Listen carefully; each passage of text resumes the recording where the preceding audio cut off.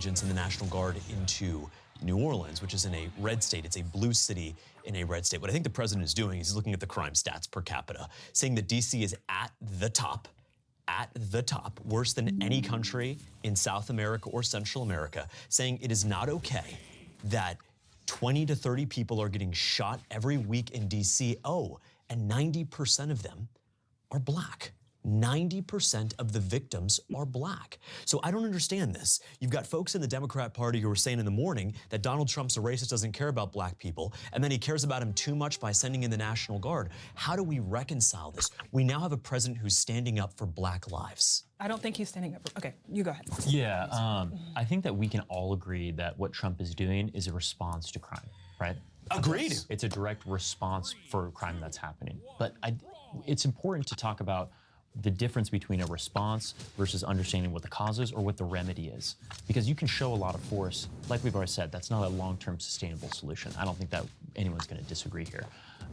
What I'm curious to hear from the two of y'all, I think I have an inclination what Zena thinks, but what do you think causes crime in these communities? Yeah, so I think there are root causes to crime. I want to make no mistake of that. I think there's a real conversation we have to have about fatherlessness in this country. There's a real conversation about the criminal justice system we have to have in this country.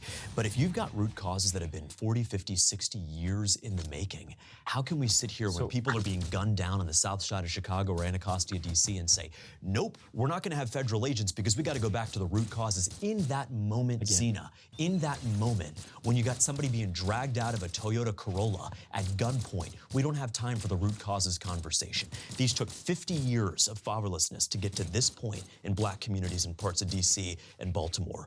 We're not going to solve it overnight. We have to have a solution. And what President Trump has offered at D.C., Chicago, Baltimore, New Orleans is a real solution. But it's not a solution. To Zena's point, it's political theater. When you have the president that's tweeting, I can smell the deportations in the morning, we're going to go in, it's war in Chicago.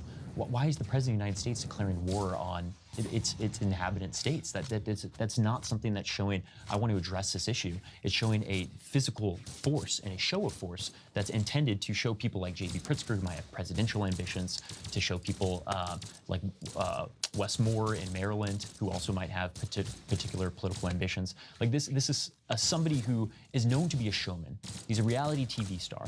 A lot of his policy is influenced by what the perception is of the country. It's not about actually solving what those problems are in the first place. So let me just ask a question. So I agree with you, force the long-term solution.